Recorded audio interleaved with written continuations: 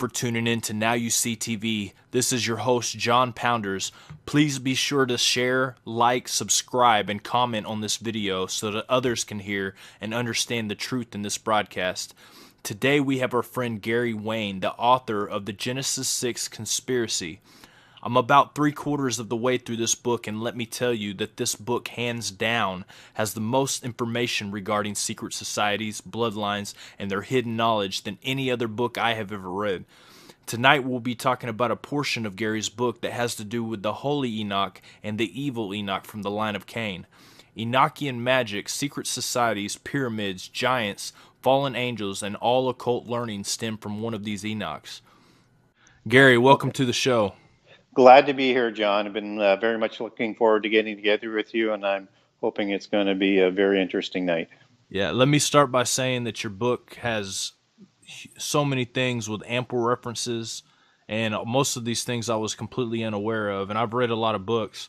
Not only is your book full of information, but it's a great reference for any scholar that would be wanting to study this information, because I'm pretty sure out of all the books that I have combined, your book has more references and more information in it than all those books combined. And I have quite a few of the books on this subject. And but basically, in this show, we're going to discuss one or two chapters. I believe it's two chapters. One is the Enoch and Hermes, and then the other one is the evil Enoch. And we could really do a show about each chapter in your book, because your book is so full of information. I mean, anybody that's listening, I really recommend this book.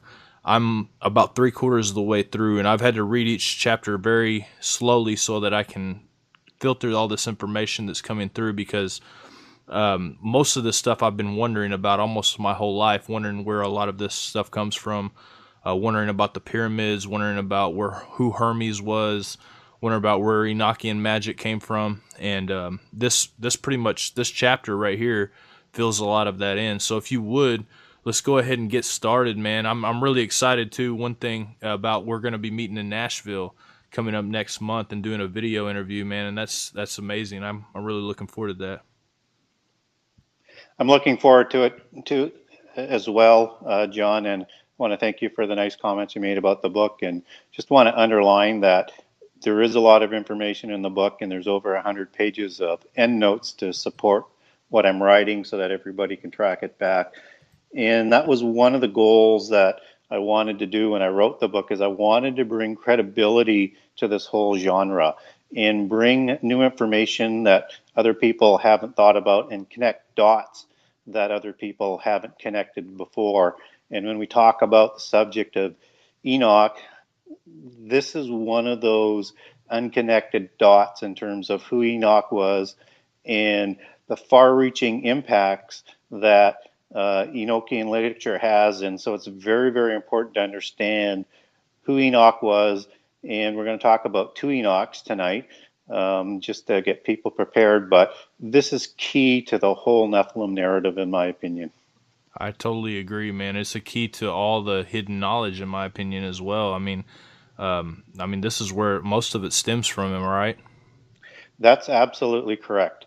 Enoch is the root to all of these different references, whether people call it the Golden Fleece or the Pearls of Wisdom, or the Archives of the Masons, or the Golden Apples, or the Grail Quest, or the information of the Ark of the Covenant. They're all allegories that go back to what happened before the flood and with Enoch. All right, man. Well, let's dig in. Go ahead and start us off at the beginning of this whole Enoch thing, and give us, I guess, a background on both of the Enochs. Well, I think one of the first things that I always find interesting is people often overlook that there were two Enochs. And so if we're going to look at Enochian literature and the impact that Enoch had on prehistory and beyond the flood, and even to our time, we need to understand that there were two Enochs, because one has to realize that there were two different scriptures and two different references to what was going on, and we have to keep straight who the two Enochs were. So let's just talk about Enoch that most people are familiar with. And he was seventh from the lineage of Adam down through the lineage of Seth. And so he was born after Jared, and Jared was the sixth generation when the Nephilim came into being. It was that generation, and that time frame is very important. Then came Enoch, then came Methuselah, Lamech, and then Noah. Conversely, on the Cain branch, Cain, son of Adam, bore his first son, and his name was Enoch. And so he's born earlier than Enoch and was around much before Enoch was. And Enoch received all the information and the knowledge that Cain would have received from Adam.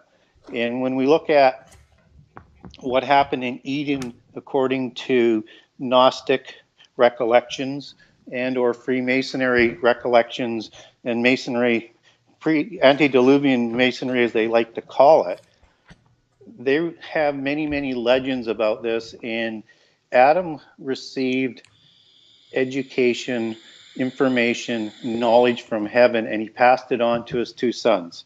Not Cain, or not Abel, because Abel obviously was slain by Cain, but on to Seth and on to Cain. So both had this source of information that apparently came out of Eden. Now, biblically, we're not told that, but we are told that, Adam spent a lot of time in Eden, and it certainly is possible that he received great knowledge from God while in heaven, and that he was a practitioner of the information that he would have received. Or it's possible that Cain received this information from the dark angels. Certainly, biblically, that's not clear. But what is clear from the other testimonies, and particularly from the Gnostic religions and from the Masonic organizations and secret societies, is Cain received what they call the 7 sacred sciences, as did Seth. Now, Seth practiced mostly astronomy because his descendants were agrarians. And Cain and the people that he likely married into were mostly nomads and hunters and gatherers until Cain came along and reorganized them. But they used these sciences that they got in heaven, and they were called the 7 sacred sciences. And they included things like music and arithmetic and geometry and all the different sciences, astronomy. So there was 7 in total. There was rhetoric involved. There was the ability to write. And I list all of those 7 sciences. And even though they sound mundane, and they were revolutionary at that time for civilizing humankind, and it's the level of knowledge that they took this knowledge to. And so Cain indoctrinated Enoch in all of this knowledge. And at this time, additional information was provided to the descendants of Cain, and Enoch in particular, additional illicit knowledge that came from heaven from the dark angels. And so we have 2 different levels of information coming to Enoch. Now, what Enoch does is he starts to develop how to organize this information and how to utilize them and how to pervert them. And from there, he organizes it into secret societies with initiation, and he also formulates a religion that honors the fallen angels and no longer honors God. And they start to pervert all of this knowledge in ways that probably were not what God wanted them to do, but we can see such knowledge being manifested towards the end of the generations before the flood, because they built all of these great monuments, things like the pyramids.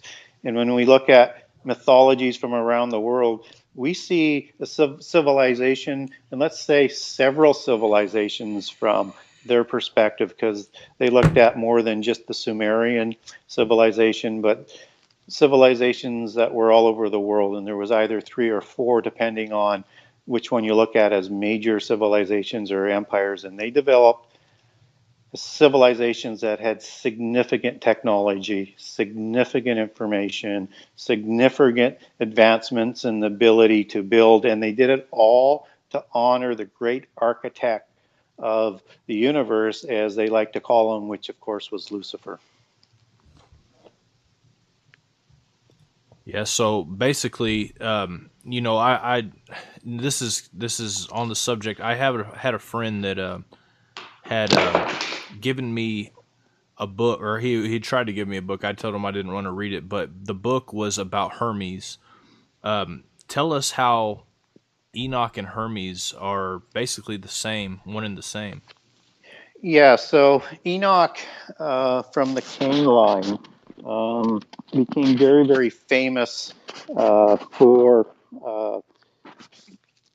the development of all knowledge, including inventing writing, which probably were hieroglyphs, as the Masons like to call it, and that the writings that Enoch invented, and other people believe it was the cuneiform. And he did this to be able to record all of this information so that it wouldn't be lost. And so he became fused with a number of people through history and prehistory because of this knowledge. And in some accounts, they have Enoch actually evolving into a god because of the knowledge. And he was the intermediary between the gods, or the fallen angels, and the kings. And so over time, Enoch is called different names in different civilizations. And so we see Enoch's name come up in all of the ancient civilizations. People just know him differently. And one of those names was Hermes. Another one would be Mercury. Thout was another one. The Quran would refer to Enoch as Idris, but when the Quran refers to Idris, they're actually referring to Enoch of the Seth line. And so Enoch preserves all of this information, and he stores it in 9 vaults. And there's some descendants of Enoch that come along, the sons of Lamech. And again, there's 2 Lamechs, one from the Seth line, one from the Cain line. And the sons of Lamech, they also have a renaissance of these sciences, but they're preserving this knowledge to cross over the deluge that they know is coming. They can't prevent it, but they don't want to lose their history, and they don't want to lose their knowledge, and they somehow want to transport this information across the flood. And so the information is stored in 9 vaults, and some people believe those are stored below the pyramids. And they also create 2 pillars that itemize what the 7 sacred sciences are and the location of the hidden or lost knowledge. Right. And so when it crosses the flood, there's another character that comes along by the name of Hermes. But before I touch on Hermes, there's a god of wisdom in Egypt that, if you look at the mythologies and the religions of ancient Egypt, his name was Thoth, and he has a parallel description in terms of what he did, what his role was, and he also became godlike because of the knowledge. And so he's known as Thoth in Egypt, as well as Hermes, and I'll get into how that sort of comes together in a minute or so. But understand that in prehistory that there were 7 angels that divided up the earth. And they're the 7 angels that were also involved on the creation of the Nephilim. And they essentially set up different cult centers around the world. And so this religion that Enoch had developed, and this knowledge went to all of these empires, particularly after the Nephilim had taken over and as kings, and they partnered together. And so when we look at prehistory on the legends, Enoch gets merged with Thoth. I actually think Thoth is just another name for one of these 7 angels that started these snake societies and brought this religion and knowledge along in the different civilizations that had belonged to them. But that's the first merging. And then when you cross the flood, you have Hermes of Egypt and Hermes of Greece, who the Greeks also call their Greek Hermes Mercury, so that there is a separation in terms of how they understood Hermes as to the Egyptian Hermes. But when we look at where Hermes came from, he's not in the Bible.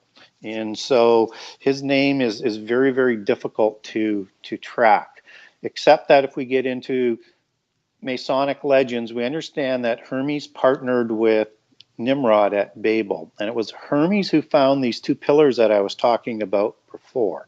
And so now he becomes, along with Nimrod, the two co-conspirators to have a renaissance of this antediluvian knowledge at Babel, which was manifested in the tower.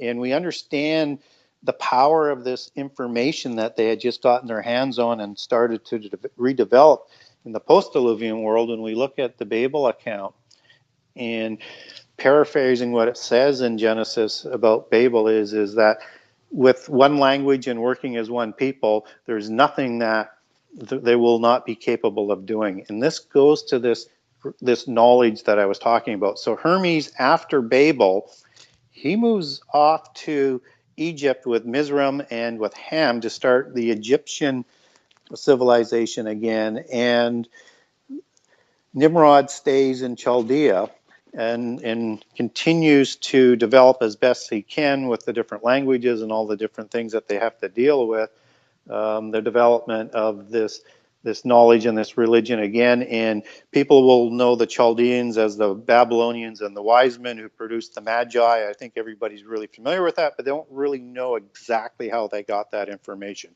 Well, it first resurfaced again at Babel.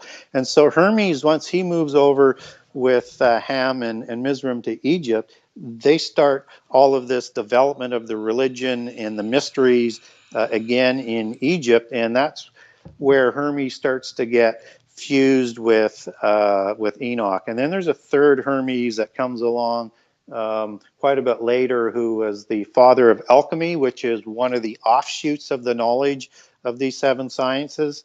And understand that, because I don't think I underlined it well enough earlier, is that the power of this knowledge that was developed and what they were trying to develop again had to be housed in secret societies for the elite, because they felt that knowledge was so powerful that it could destroy the world. And they certainly didn't want this information in the hands of the mundane mortals or the descendants of Noah or the descendants of Seth. So they wanted to keep it separated from them, along with their belief in reincarnation and the process that goes along with that. And so in the post-diluvian world, Hermes is so bound to Enoch and the history that they sort of come together as one figure. And then with the third one, you get the three Hermes, or the Trismegistus Hermes, that people might be familiar with in the occult world. And so it's just, to me, it's a fusing of these three characters all into one to try and make sense of all of this history and all of this knowledge that was originally developed in prehistory and crossed the flood. And so they came up with that title as sort of the cosmology of all of this, if that makes sense. Yeah, that makes perfect sense, man. And as far as the information goes, so you said that they might have knowledge to destroy the entire world. Obviously, there's a lot going on right now with CERN and organizations such as that. And we all know, anybody that's listening to this that doesn't know, we know that there are elite class. There are, the Bible calls them spiritual powers, thrones, just different kinds of spiritual powers that control our world that we live in. How close do you think, the Antichrist, it says he'll understand dark sentences. Do you believe that has to do with this particular kind of knowledge that maybe a lot of people don't quite understand yet, but are there with technology they're getting towards the understanding? Yeah, and I think a couple things on that aspect is certainly the Antichrist will be absolutely illuminated, and I don't use that term lightly, because it's a specific term for the adepts, and he'll be a super adept, and he'll be of genius level, and he will be totally familiar with all of this information and knowledge. And we'll see more of this knowledge coming out as we get closer to the end times. And I think we'll see significant displays of it in the end times, so that it deludes the people into believing that the Antichrist is the Messiah, and they will lead the rebellion, and they will lead humankind to freedom. So that definitely is all connected. And if we look at science today, all of our sciences come out of this. And so when we talk about the 7 sacred sciences, those are also known as the 7 liberal arts. And it's the pillar of our scientific knowledge today. There's an organization that was organized in the 1600s called Freemasonry, and amongst the Freemasons were the Rosicrucians, who were forming Freemasonry, and at the same time these people partnered to start a society called the Royal Society. And the Royal Society is also called the Invisible College, and if there's people who are familiar with the Invisible College term, then they'll be a little bit more familiar with the mystic side of what I'm talking about, because again, that has a very specific reference in Rosicrucianism as to what the Invisible College is. But this is the start of modern science, and it was created to not only develop the sciences, but to pay honor to the great architect of the universe, and who, of course, is Lucifer. And all of these terms are connected because it's part of their belief system. What's important about this is all of the education and all of the scientific communities pay homage to the Royal Society to this day. So they're inundated with their religion and their belief systems. So one wonders why Christianity and Christian beliefs don't get a hearing and aren't considered in anything other, as long as it's not got anything to do with the Bible, is considered. This is why. And so this knowledge that they're developing, and what we're looking at the CERN, whatever they're doing there, and there's a lot of speculation there, but they're playing with technology and science that is amazing on the surface level, but very, very dangerous. This is in pursuit of their Luciferian agenda. There is no doubt about it, because science is a slave to the Royal College, to these ancient organizations, to the 7 sacred sciences, to this whole conspiracy that's been going on since prehistory. And I think what people sort of need to realize about this is that we can see a lot of the homage still being paid in education today, or in different particular sciences, so that they have to wear rings and they have to do initiations when they're in college.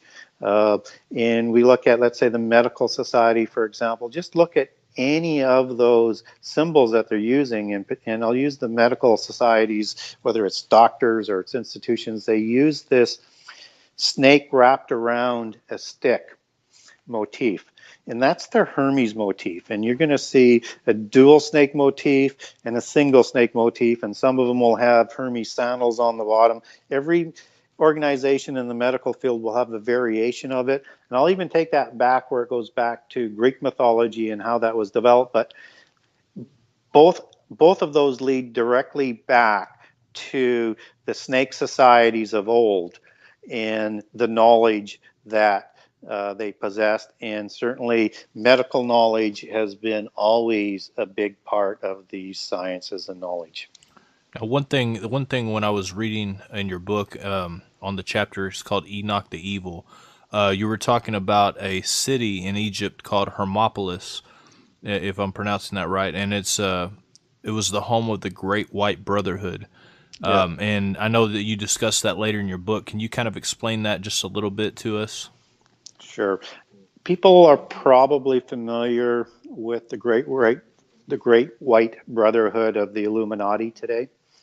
And so this term goes back in time to 2 locations, Hermopolis, and also it was also in Heliopolis, the city of the sun, and it also goes back to Babel. And so Nimrod created the constitution at Babel in the first Great White Brotherhood of masonry at the time of Babel. And then it moved to Egypt, to Hermopolis, where it thrived in parallel to the Chaldean version. And later on, the Constitution and the sciences and the organization was renaissanced once more, and sort of reinvigorated this great white brotherhood society. And what's important about this as well is this is the linkage that a religion and a people that people are familiar with from the Dead Sea Scrolls, the Essenes. They are a polytheist sect of Judaism, very much related with Kabbalism. And they believe they received all of their information and their beliefs and their religion and their knowledge back to the Great White Brotherhood. And of course, the Essenes would wear white robes as the people of the Great White Brotherhood did back in the day. And if people are looking for a good example of who the Essenes were, these were the people in the temple that Ezekiel referred to, who would turn their back to the temple in the mornings and pray in the direction of the rising sun. Because you have to remember that the mystical religion that Enoch developed was a sun worshiping religion. And so the sun is a significant part of this whole worship. And again, you look at sun worship all around the world in all of polytheist cultures.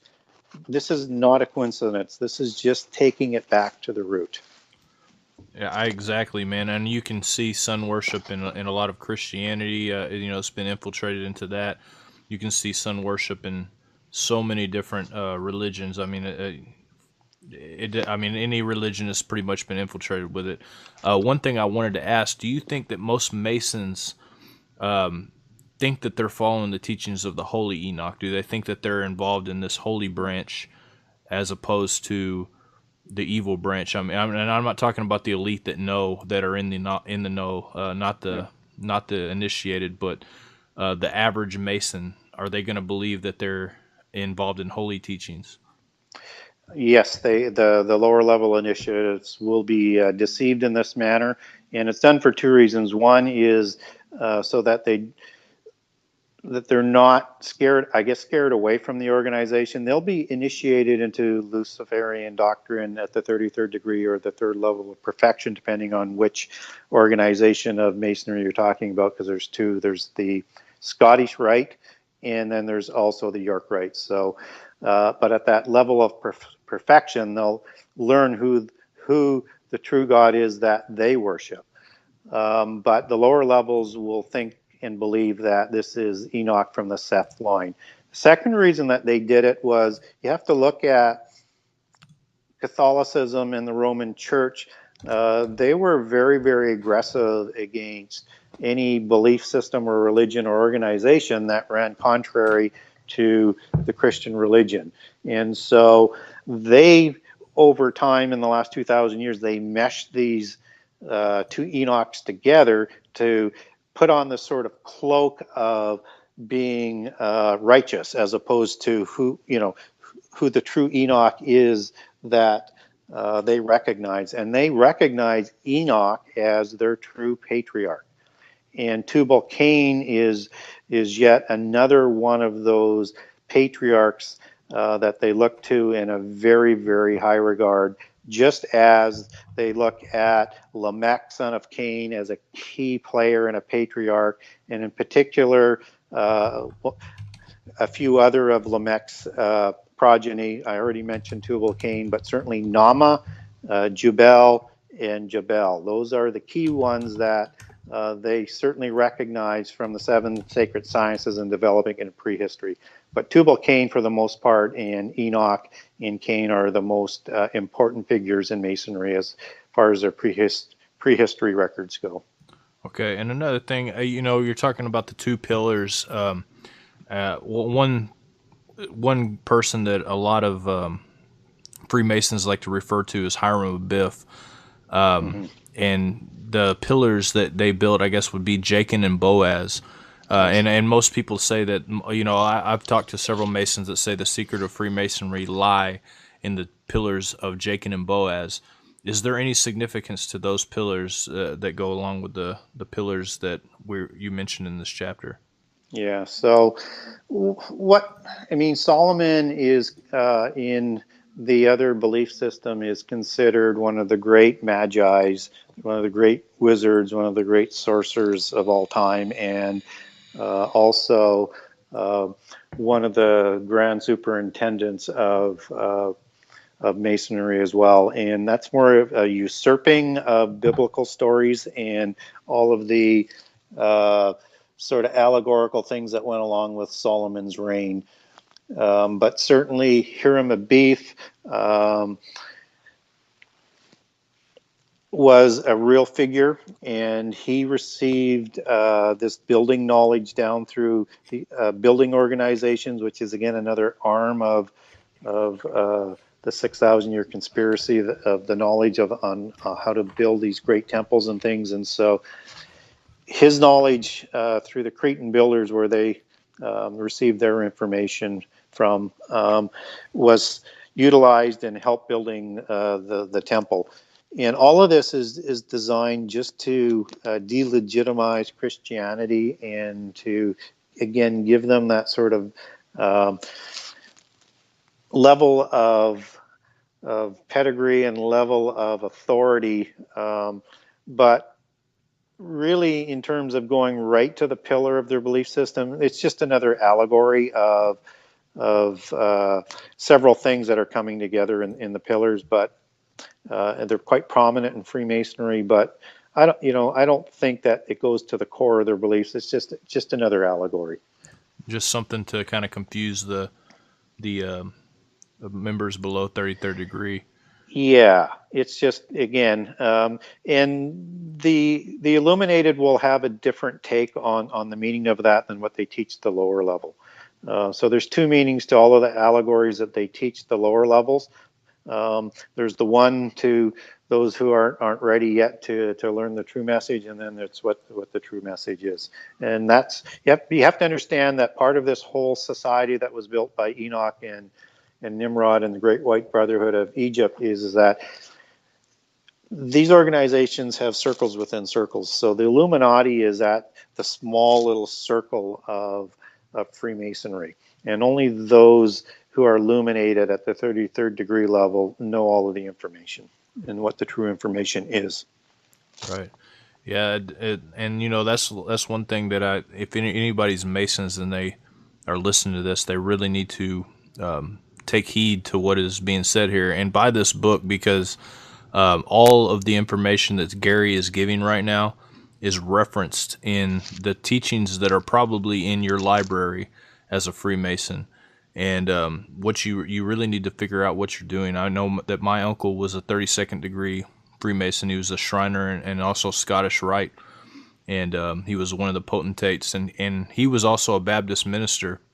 So he didn't know a lot of this stuff at his level. At least I don't think he did. He may have, but if he did, I wasn't aware of it. But this is something that's very important, because you're linking yourselves together with a group of people. Anybody that you have an oath with, you don't know these people. You don't know who you're linking yourself with. And I believe that Gary's lined it up pretty clear in his book, who you're linking yourself with. And another thing, Gary, that I wanted to discuss is the 7 sacred sciences, the different things as far as, obviously astrology and stuff like that. Can you explain a few of these sacred sciences and what they are? Yeah, so let's just go over each of these just quickly. And so the first one is of the 7 liberal sciences is grammar, and that was to teach humankind to both speak and write. The second one, it was rhetoric, and that was to teach humankind to speak in subtle terms. The third one is dialectic, to teach humankind to discern between truth and falsehoods. Arithmetic, to teach humankind to compute all manners of numbers. Geometry, to teach humankind to measure the earth and all things and to build things music, which is also is numbers based in when you really get down to it. And Pythagoras was a big proponent of his musical and numerology philosophy. So music was another one, and astronomy was to teach humankind about the planets and the stars, and out of astronomy came astrology, which was a noted perversion of prehistory that survived, and also an invention of Enoch. And just so that people understand a little bit more about rhetoric, in its original state, it was the art of persuasion, and grammar was more or less molding and educating men and teaching them to read. So you can see how powerful these things are just from civilizing humans, but how far they could actually take it. And when you look at some of the mythologies around prehistory at what they were able to do, and in some of the mythologies, flying machines and very powerful weapons and incredible monuments that they built, that they really did develop these things to a great level. So those are the original 7 sacred sciences. Fantastic, man. I appreciate you answering that. Now, like when it comes to these sciences, I know in the book, an actual book of Enoch that was written by the Holy Enoch, it talks about the fallen angels teaching men certain things. I guess a lot of these things line up with those 7 sacred sciences. It does, and more, because they brought in things like, abortion and sacrifices and the art of war, and of course Tubal-Cain, which is one of the famous people from Masonic prehistory. He was very much a military man, and some believe he was actually a giant, which I suppose is possible, but it would not be through the the Genesis 6 giants, because Tubal-Cain was son of Lamech. So unless Lamech married a female giant, that probably wouldn't be the case. But legend has it that he was a giant. Yeah, and I know a lot of people hold to the belief that, like for instance, Nimrod, when it says he became a mighty warrior before the Lord, it's actually talking about him becoming a giant or of sorts. And I know that you don't discuss this in your book, but it's very possible. You said that they worked with these fallen angels and with these Nephilim to do a lot of these things. So whether or not they were actually giants or things, a fallen angel or whatever, they still were working together with these beings in doing a lot of these things. And the preservation of those things were in the pillars. Absolutely, and I'm gonna come back to that in a second. I want people to understand that Tubal-Cain, Nama, Jubal, and Jabal. When you look at Masonic writings, these and other mythologies, these people have great infamy, and in the legends of the craft from Freemasonry, I mean, Tubal was a smith, an artificer of the highest level, creating tools and weapons, a master craftsman, military leader, and from the Bible, it just sort of hints at that, that Tubal-Cain had forged tools from bronze and iron. And also in the book, I'll make some surprising references. At least for me, I thought it was surprising that iron actually went back into prehistory, and I'll spend a little bit of time on that, because most people think iron didn't come along till about 1400 BC. At least that's the standard thing that's taught in education. Nama was basically known as creating a craft called weaving, but Nama has more importance than this. She was thought to have married Samael, the fallen angel, and produced giants through that marriage. Nama is also believed in the Gnostic religion to be a derivative of Norea, and Norea has a few different names, probably about 5 or 6 different names. And she was married to an interesting fellow named Deucalion. And so Deucalion and Norea / Nama were the two that survived the flood in the Greek mythology. And so Deucalion was the son of Prometheus. So whether or not Prometheus was a Nephilim or a fallen angel, it doesn't matter, because this is still another story of mythology of giants surviving the flood on an ark, which I think is rather interesting. And in the Sumerian mythology, Nama is traced back with a few different names, but understand her as a dragon queen of the original ring lords in Sumeria. So she has a very, very infamous legacy that goes out through prehistory, as did Enoch. Jubal was also noted in the Legends of the Craft as inventing music, and Jabal, who is noted for living in tents and ranching and farming in the Bible, on his account, was known for developing masonry.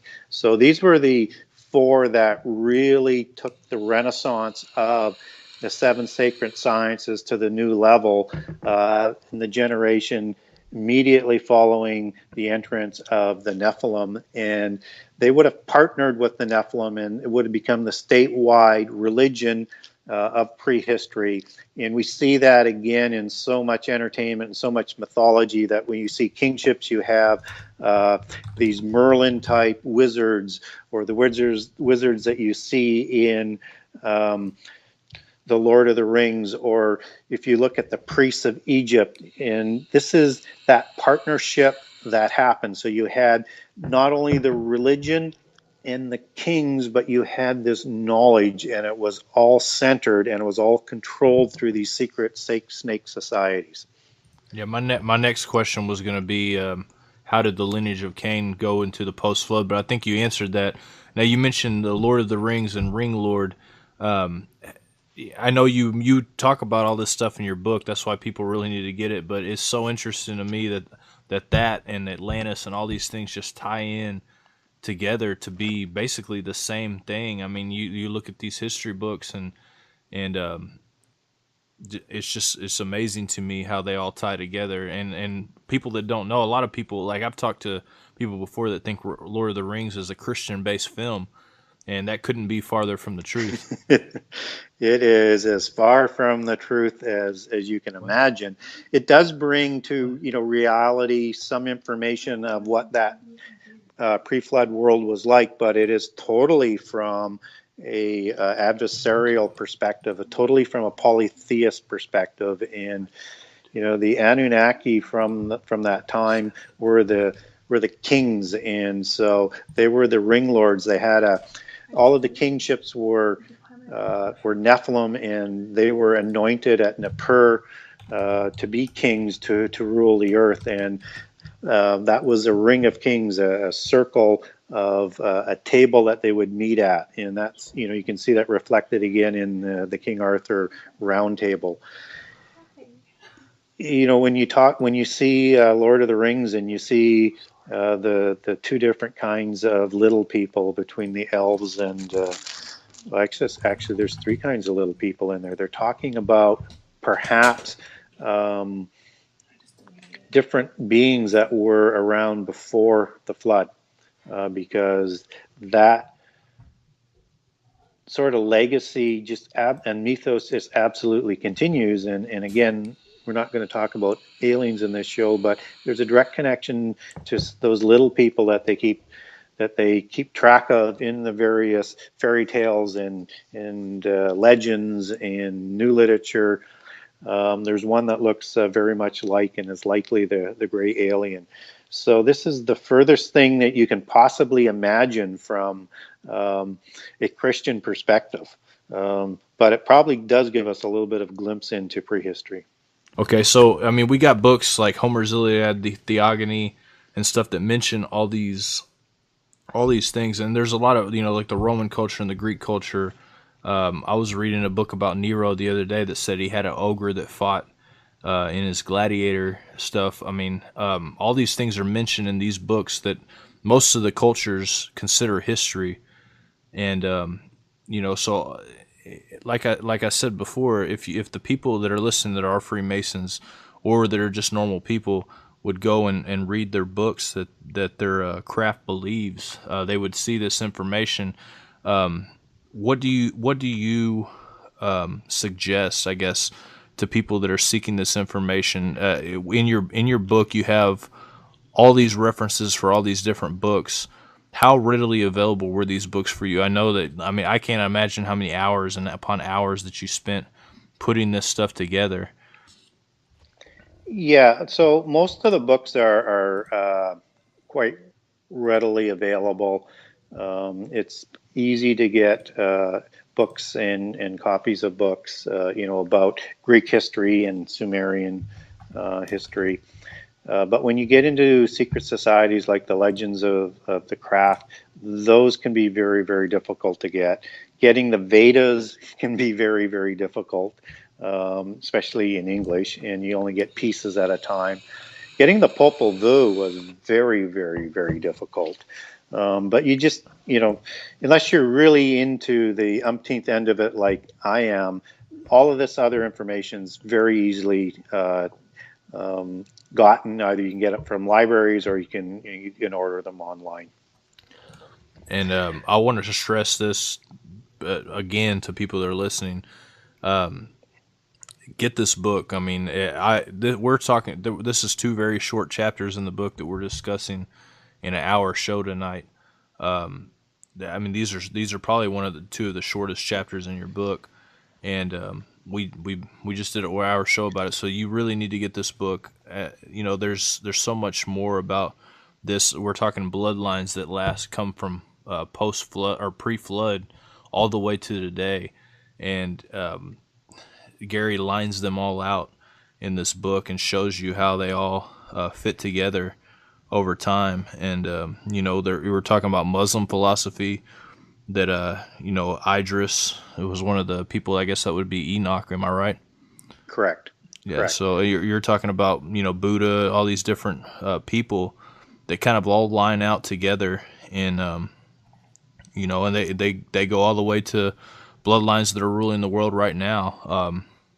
To just It's just amazing, this book. And what we're going to do is we're going to end the show on this note, because I know that there's a ton we could talk about.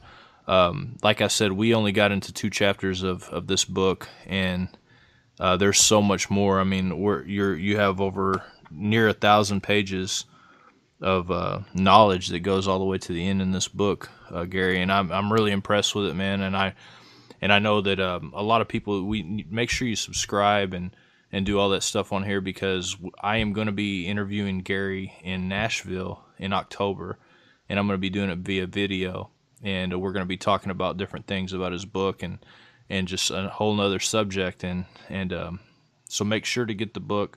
It's I'm telling you, if you're a scholar, whatever you are, this book has everything that you need to study for these subjects. Yeah, and I'd like to sort of finish on a couple of things to be careful with Enoch and Enoch literature, and I touched on it a little bit earlier, but the Book of Jubilees is a book that the Essenes is their most sacred scripture, and that is Enoch the Evil's book. And so when you're reading anything on Enoch, make sure you continually are reading it with a critical analysis. Does it line up with what the Bible says? Because if it's not, it's probably a scripture from the other Enoch that's been blended in somehow over time. Also understand Enoch, the evil Enoch, as partnering with the potentates of prehistory. He's kind of like the false prophet. And so you have the universal religion that he created at that time, which was in all of those civilizations, and he's the false prophet, and you have the powerful potentates, which is the Nephilim. And so you need to keep that in mind, because again, if you go across the flood and you go to Babel, you have Hermes, who is like the false prophet. You have the Antichrist figure, in Nimrod, and you have the whole world working together and under a mystical religion. This is a similar thing that takes place in the end time. So we need to understand what happened in history so that we can better understand what is coming. So I encourage people to learn about the different allegories and take it right back to history, because all of this is defined in the Bible as to how it relates to the end time. You just have to take the time to learn about it. Exactly, and one thing I will ask you is if people are looking to find out, there is a book of Enoch that is mentioned in the book of Jude, and that is referenced in the scripture that I've read before, and I personally my personal opinion on this, and don't I'm not saying that my personal opinion is always 100% correct, but I believe the book of Enoch is inspired personally as scripture. What can you give people a good place to buy the real book of Enoch, because it gives a lot of information that is not in Genesis that kind of ties everything together. Can you give them a idea of what book of Enoch they're looking for? Well, there's a few books of Enoch. They don't usually come separate, although I think there might be a few publications out there. They're usually mixed in with Gnostic scriptures or in the Nag Hammadi library. And so there's the first book of Enoch and the second book of Enoch, and then there's the Enoch book of giants. Those are about the only three that I would say that you could probably read and not look at as a different scripture as to what's in the Bible. And I would also underline that at one time the books of Enoch were part of the original canon, but they were apocryphal even at that time. And many of the church fathers used to quote from the books of Enoch. All right, Gary, I appreciate it, man, and I really appreciate you coming on today, because a lot of the questions that I had about Enoch and Hermes and all these figures that are actually Enoch have been answered today, and also answered in your book. I just wanted to make it clear to people, because I know so many people personally that are deceived by this information and by the information that they've been given, because they are. I have friends that are Freemasons. I have family that are Freemasons, and I really want them to know. I've explained a lot of it to them, and I've actually told them to check out your book, and I really want everybody listening to really just take heed to what is being said here. Buy the book. Don't. It's one of the only books you're going to need on this subject. I'm telling you, and I don't promote tons of different books, but I can tell you right now that this book is almost a one-stop shop when it comes to this kind of information, because it has everything in it. And so, Gary, I appreciate you being on the show, and I look forward to seeing you next month in Nashville. Terrific. I've really enjoyed the evening. If people want to have a closer look at the book, they can go to www.genesis6conspiracy.com. I've got the 98 chapters with some pictures and a little bit about each chapter, and you can also link into barnesandnoble.com and amazon.com to purchase the book in either softcover or Kindle format. Or if somebody wanted a personalized or autographed copy, they can order direct from me on the website as well. So really want to thank you for this opportunity. Hopefully we've covered some material that people haven't heard before, or that they want to pursue a little bit further. All right, once again, this is John Pounders with Now You See TV, and you guys have a good night or good day or whatever it may be in your neck of the woods. Thank you.